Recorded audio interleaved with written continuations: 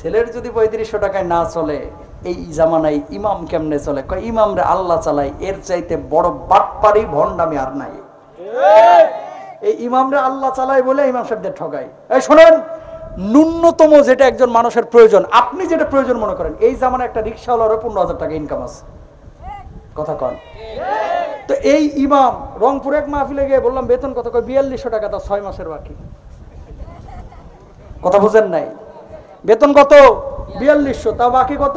৬ মাসের। তো বেতন দিবে হুজুরে কইছে ধান তুলে বেতন নিয়ে নেন। এই সমস্ত মুসল্লিরা এবং কমিটিরা আল্লাহর আদালতে দাঁড়াবে, ঠিক কিনা? পেটে ক্ষুধা নিয়ে নামাজে মজা লাগে? আপনি পেট পুড়ে খায় এসে নামাজে আল্লাহু আকবার করে হক্কর করে ঢেকুর মারতেছেন, আর ইমাম চিন্তা করতেছে বউ বাচ্চা নিয়ে খাবো নাকি, ঘোড়ার ডিমের নামাজ হবে, ঠিক কিনা? একটু হিসাব করে কাজ করতে হবে। আল্লাহ বুঝদান করুক। তাহলে বেতন কত দিবেন? যেটা আপনি কামনা করেন যে আপনার যত হইলে চলে এতটুকু অন্তত দেন।